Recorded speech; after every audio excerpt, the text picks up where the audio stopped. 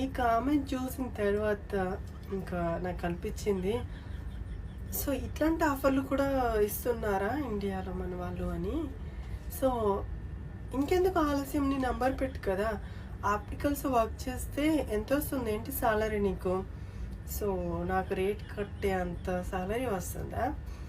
నాకు ఎక్కువ అవసరం లేదు, నువ్వు ఎన్నిసార్లు చేయగలుగుతావో చెప్పు, దాన్ని బట్టి నేను నా రేట్ చెప్తాను, సరేనా? అదేదో నా పైన ఖర్చు పెట్టే బదులు నీ బ్రతికేదో నువ్వు వేడువరా స్వామి, సరేనా?